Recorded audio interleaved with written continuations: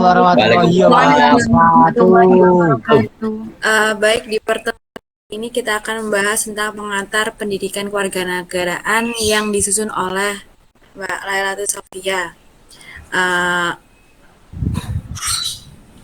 Selanjutnya, pengantar ini akan dibawakan oleh Mbak Lailatul Sofia, dan waktu dan tempat saya persilahkan kepada Mbak Lailatul Sofia. Assalamualaikum warahmatullahi wabarakatuh. Waalaikumsalam warahmatullahi wabarakatuh. Terima kasih untuk waktunya sudah meluangkan untuk mengikuti kuliah pendidikan kewarganegaraan pada hari ini. Terima kasih juga kepada Mbak Zulfa karena telah bersedia menjadi moderator, dan kepada Putri Nurlaili sudah bersedia menjadi notulen, serta kepada teman-teman sekalian yang sudah bersedia meluangkan waktunya untuk saat ini. Baiklah, pertama-tama marilah kita membaca doa sesuai dengan kepercayaan masing-masing agar perkuliahan hari ini berjalan dengan lancar. Berdoa mulai.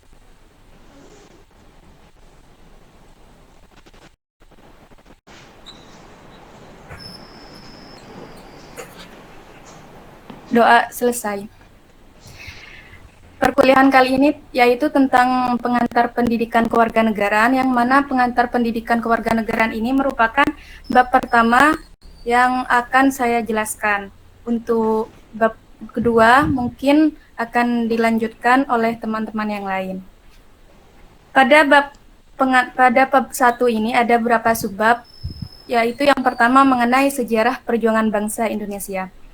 Mengapa di bab pertama itu yang dibahas adalah sejarah perjuangan bangsa Indonesia? Ada yang tahu?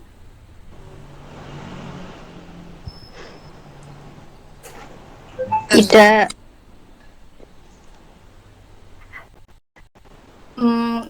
Sejarah perjuangan bangsa Indonesia ini merupakan hal yang wajib dibahas karena ada sangkut pautnya dengan pendidikan kewarganegaraan. Yang dimaksud dengan pendidikan kewarganegaraan itu adalah pendidikan yang mana kita dididik untuk menjadi warga negara yang baik. Kita sendiri adalah warga negara Indonesia, maka kita harus tahu bagaimana sejarah perjuangan bangsa Indonesia dari waktu dijajah oleh Belanda sampai kita bisa merdeka sampai saat ini. Perjuangan bangsa Indonesia itu dilandasi dengan nilai-nilai jiwa, tekad, semangat, serta kerelaan untuk berkorban yang kemudian dikenal dengan nilai-nilai 1945. Mengingat pada proses perjuangan bangsa Indonesia itu tidak mudah. Kita melawan Belanda yang memiliki senjata lengkap hanya dengan bambu runcing. Jika kita pikir dengan otak kita, bagaimana bisa bambu runcing bisa mengalahkan senjata yang saat ini sudah modern? Itu berkat dari kekompakan, tekad, semangat kita sebagai warga Indonesia.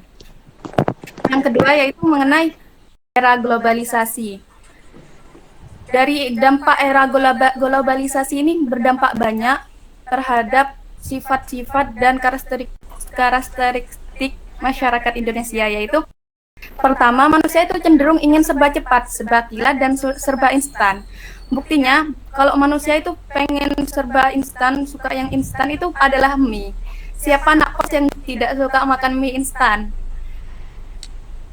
Itu adalah bukti nyata kalau kita sebagai manusia itu suka pada yang apapun yang instan. Kita tidak mau repot.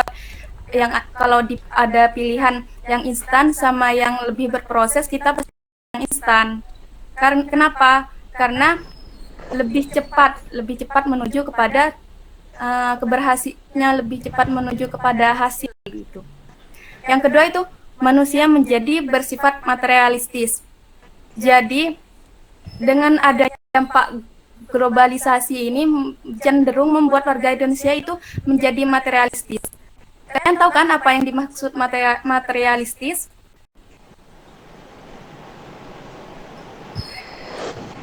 Kalau cowok-cowok saya pasti yakin apa yang dimaksud materialistis itu tahu. Soalnya pasti ada bilang cewek itu materialistis, pasti ada kayak gitu. Selanjutnya nomor 3 yaitu manusia cenderung menjadi egois.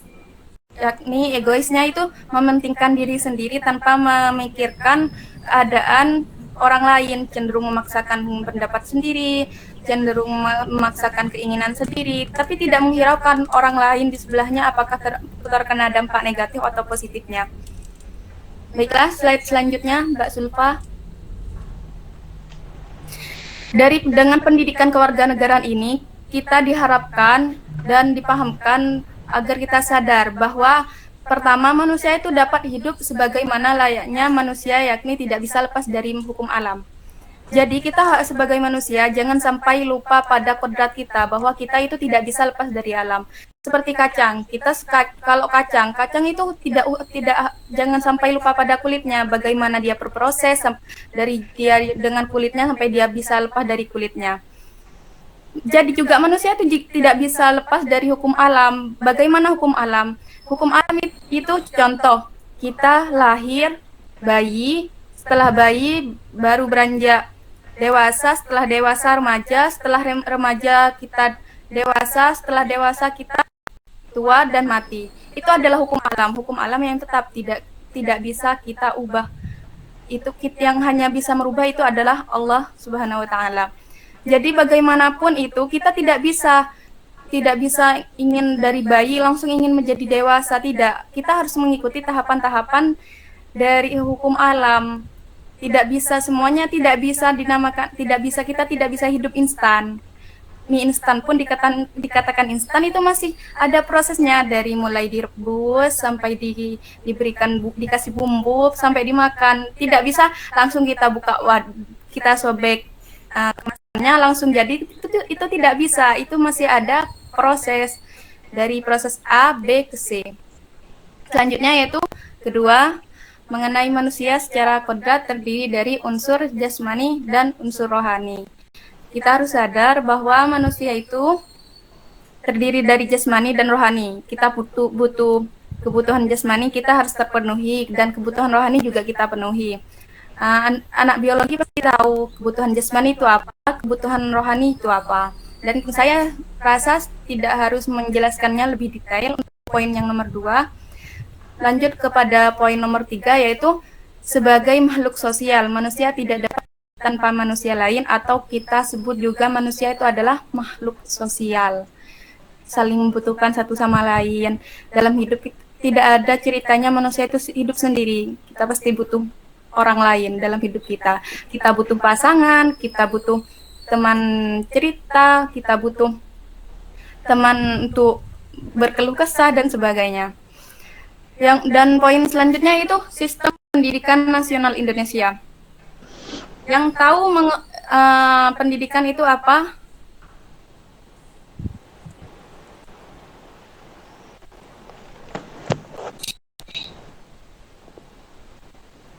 Apa, Safia? Mohon maaf, bisa diulangi? Yang tahu apa definisi dari pendidikan?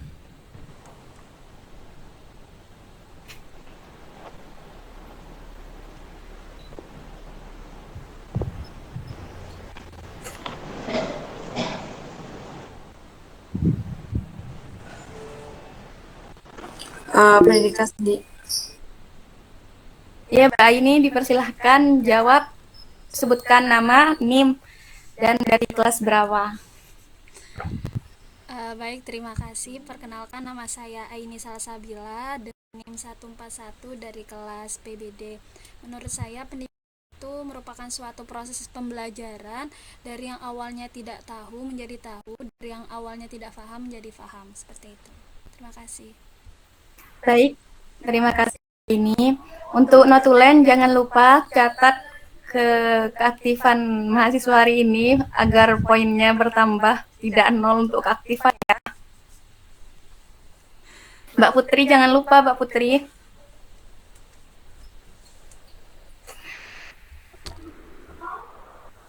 Hakikat pendidikan yaitu merupakan proses transformasi pengetahuan kognitif, penumbuh kembangan sikap afektif, serta melatih keterampilan dalam perilaku atau psikomotorik.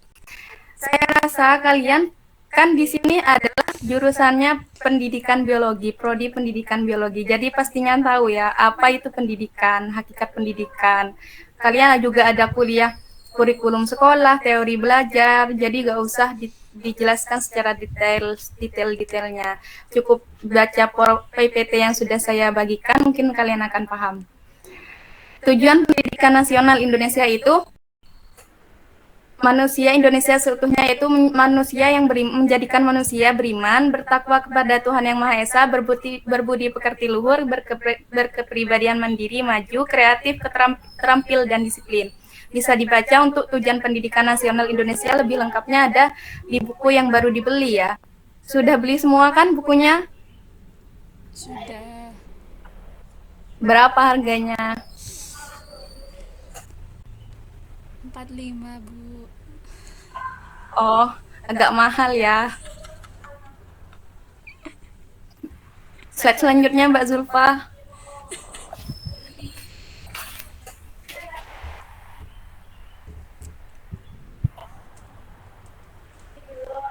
Mbak Zulfa, slide selanjutnya.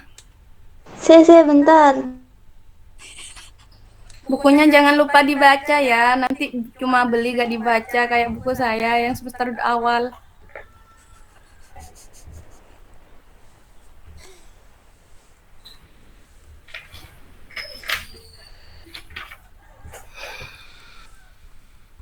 Ini Mbak Zulfa sibuk ya? Sibuk apa Mbak Zulfa?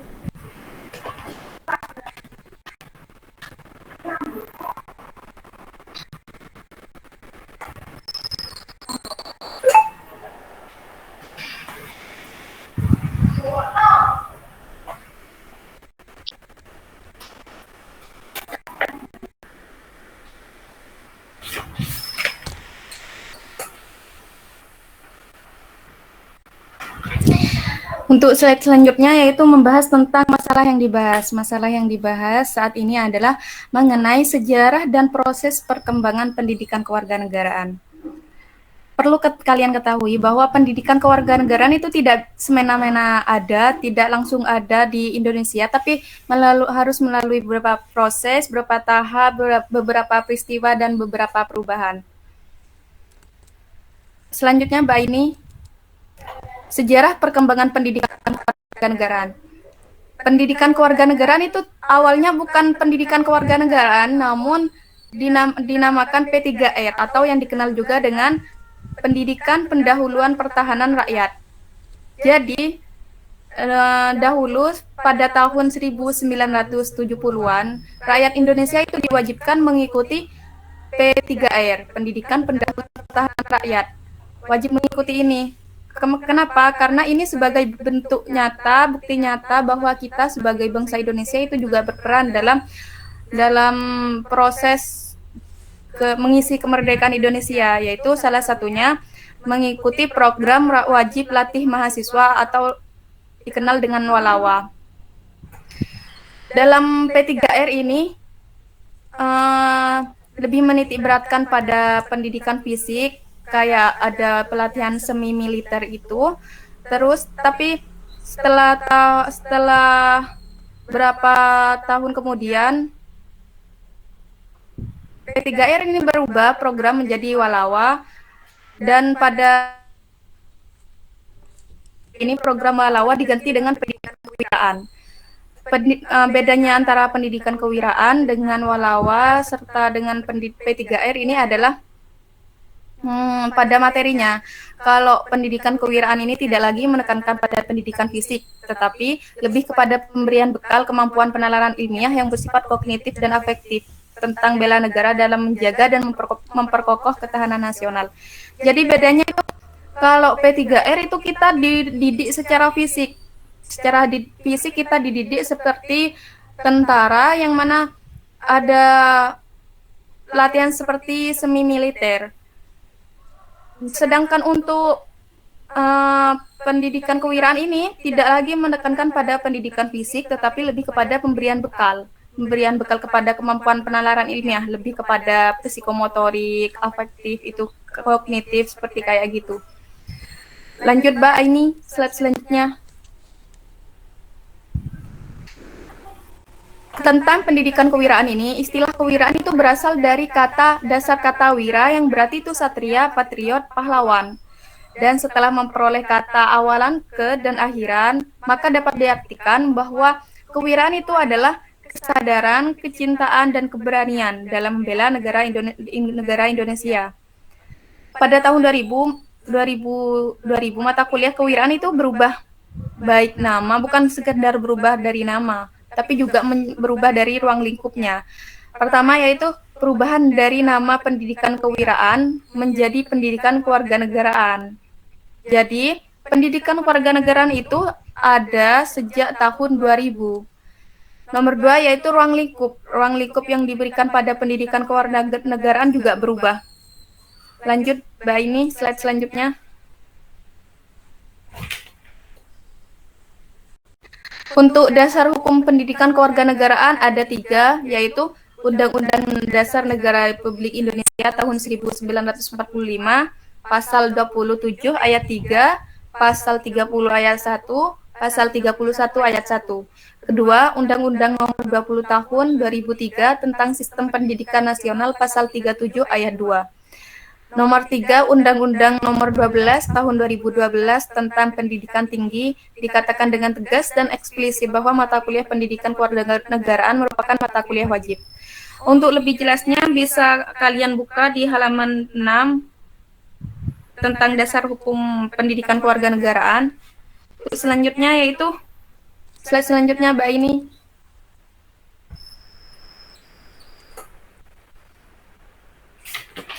Tentang urgensi pendidikan kewarganegaraan bagi warga negara.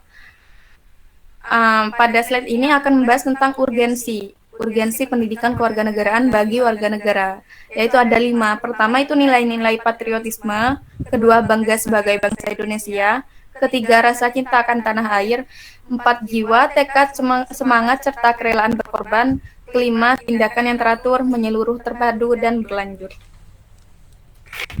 Slide sebelum terakhir yaitu mengenai substansi dan kompetensi pendidikan kewarganegaraan. Ada 3 poin. Pertama itu, mahasiswa harus memiliki pemahaman dan dapat melaksanakan hak dan kewajiban sebagai warga negara.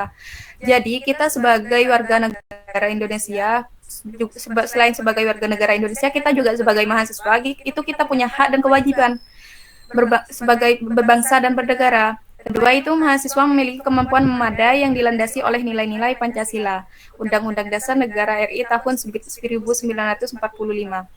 Dan yang terakhir yaitu ketiga, mahasiswa memiliki pola pikir, pola sikap, dan pola tindak yang mencerminkan nilai-nilai luhur bangsa yang dilandasi oleh jiwa, tekad, semangat, serta kerelaan berkorban demi bangsa dan negara. Poin terakhir yaitu mengenai perkembangan peran bela negara pada era milenium. Jadi sekarang kan sudah memasuki era milenium yang mana semakin canggihnya teknologi informasi dan teknologi komunikasi. Sebagai warga negara Indonesia dan mahasiswa, kita juga harus tetap berperan aktif dalam mengisi kemerdekaan Indonesia. Yaitu salah satunya dengan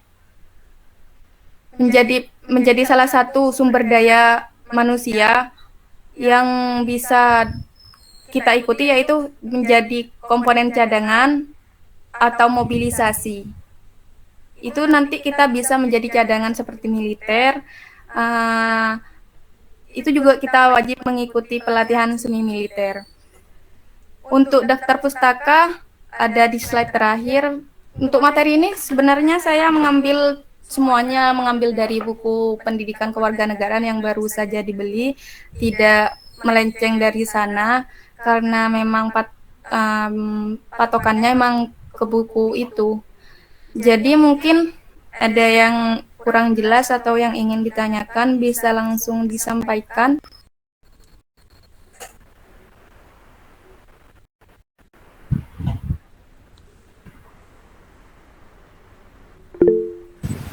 Ya, Pak, ini dipersilahkan menyampaikan pertanyaannya.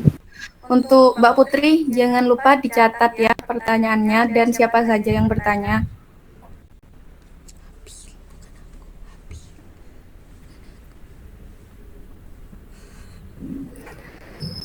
Oh, Mas Habil. Mas Habil. Ya, izin tanya ya. Perkenalkan, saya Habil Prasetyo Rizal, NIM-nya 149 dari kelas pendidikan biologi B. Ini tentang pengantar pendidikan kewarganegaraan ya. Mungkin aku akan tanya 2 pertanyaan ya. Pertanyaan pertama itu, menurut saudara ini apa perbedaan dari pendidikan Pancasila ya, mata kuliah yang kita ampu pada semester pertama dan juga pendidikan kewarganegaraan ini, menurut saudara ini apa perbedaannya sehingga dipisahkan menjadi 2 matkul yang berbeda. Terus pertanyaan yang kedua tadi mengenai pembelaan negara ya, mengenai aksi pembelaan negara. Kenapa kok Indonesia ini tidak di program wajib militer sebagai sebagai aksi nyata gitu untuk pembelaan negara? Kenapa kok hanya ya teori-teori saja di buku PKN, di undang-undang pun diwajibkan kan untuk membela negara. Kenapa kok tidak di program adanya wajib militer? Terima kasih. Baik, terima kasih Mas Habil. Mungkin akan langsung saya jawab. Pertanyaan pertama yaitu mengenai perbedaan antara pendidikan Pancasila yang semester pertama dan pendidikan kewarganegaraan yang semester sekarang. Perbedaannya itu pada sifatnya. Kalau pendidikan menurut saya ya, kalau ada salah mungkin nanti dosennya bisa memperbaiki. Untuk pendidikan Pancasila itu lebih cenderung memberi pengertian, memberi pemahaman kepada kita, kepada mahasiswa, apa sih maksud dari Pancasila yang 5 itu, kenapa Pancasila itu dijadikan dasar negara, kenapa Indonesia harus terpaku pada Pancasila, hukum juga harus berpatokan pada Pancasila. Itu mungkin menurut saya kalau pendidikan Pancasila adalah untuk pemahaman tentang sila kelima agar kita lebih memahami secara luas, bukan cuma ketuhanan yang Maha Esa dan seterusnya. Sedangkan untuk pendidikan kewarganegaraan sendiri itu mengenai mata kuliah pembentukan karakter mahasiswa dalam mengisi kemerdekaan Indonesia. Saat ini kita kan berada dalam masa mengisi kemerdekaan Indonesia. Jadi kita sebagai masyarakat, sebagai bangsa Indonesia, juga sebagai mahasiswa, kita harus berperan aktif dalam mengisi kemerdekaan tersebut. Entah itu bagaimana caranya kita harus belajar dengan aktif, membantu orang, dan berperilaku baik selain hal-hal tersebut yang sudah saya sebutkan. Dan untuk pertanyaan kedua yaitu mengenai kenapa warga Indonesia tidak diwajibkan untuk mengikuti pelatihan semi militer ya, Mas Habil. Mungkin untuk itu, kalau kita semua berperan dalam mengisi kemerdekaan itu hanya dengan otot, tidak dengan otak. Kalau kita disuruh milih, kita mau pakai otot apa pakai otak? Lebih capek mana, kalau kerja pakai otot apa pakai otak? Capean pakai otot. pakai otot. Jadi selain Indonesia ini pakai otot dalam mengisi kemerdekaan, juga harus pakai otak. Bagaimana kita bisa bersaing dengan negara-negara lain yang maju di luar sana seperti Korea, Cina, Jepang. Masa kita cuma bisa menjadi militer tanpa harus mengikuti perkembangan di negara lain sudah bisa membuat robot, kita masih terpaku pada pengolahan sampah, pengolahan limbah, tanpa kita bisa berproses berkembang lebih baik daripada mereka. Mungkin seperti itu, Mas Fadil. Ya, oke, terima kasih. Ya, untuk yang lain mungkin ada yang ingin ditanyakan.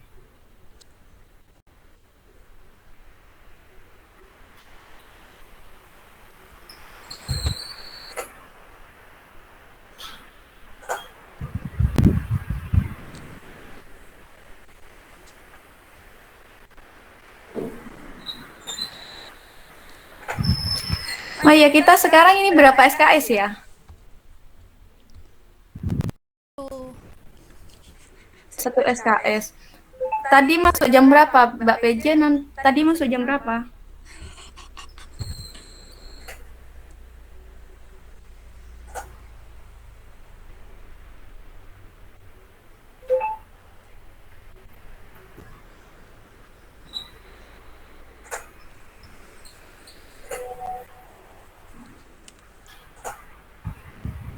Sisa 24 menit lagi. Oh, oke. Mungkin 24 menit ini kita bisa isi dengan sharing sekedar tanya jawab karena materi bab 1 sudah habis. Kalau tidak ada yang ingin bertanya, apakah saya boleh mengakhiri perkuliahan hari ini? Apakah tetap harus 50 menit?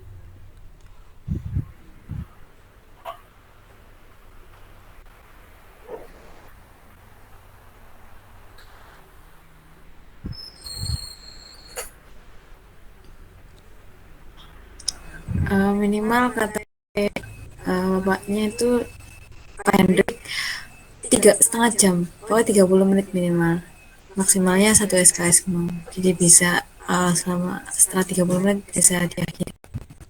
Oh, oke, makasih. Jadi kalau udah 26 menit, tinggal 4 menit lagi baru sudah minimal mencukupi minimal dari pertemuan kali ini. Kalau tidak ada yang ingin bertanya, mungkin saya akhiri perkuliahan kali ini. Terima kasih atas partisipasinya.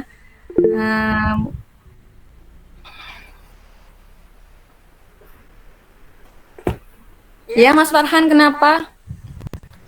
Izin bertanya, Iya, kenapa? Mau tanya apa? saya ingin tahu urgensi pendidikan kewarganegaraan ini dalam membangun membangun pemuda yang diharapkan oleh bangsa, yang bagaimana pemuda itu bisa mewujudkan cita-cita bangsa melalui PKN ini. Terima kasih. Baik, terima kasih kembali atas pertanyaannya, Mas Farhan.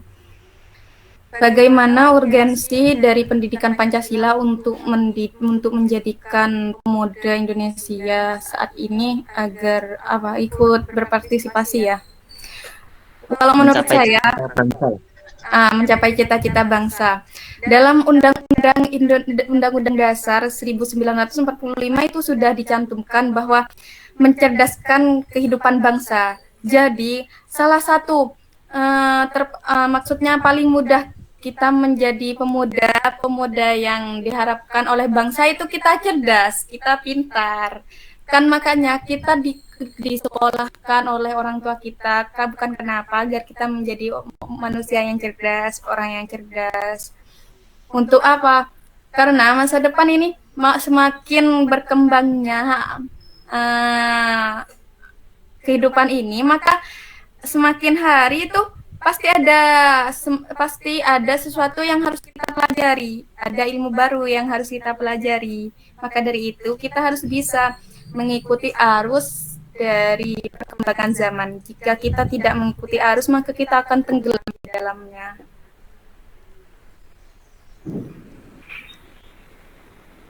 Apakah sudah dimengerti, Mas Farhan? Terima kasih Sofia. Ya, terima kasih kembali Mas Farhan.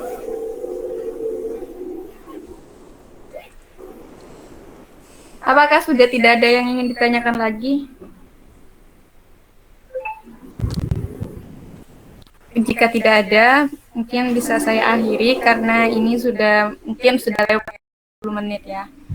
Terima kasih sudah berpartisipasi pada perkuliahan kali ini. Terima kasih juga sudah meluangkan waktunya. Jika ada kesalahan, mohon maaf, dan jika ada kebenaran itu datangnya hanya dari Allah Subhanahu wa taala. Sebelum mengakhiri perkuliahan pada hari ini, mungkin ada baiknya kita membaca doa terlebih dahulu. Berdoa mulai.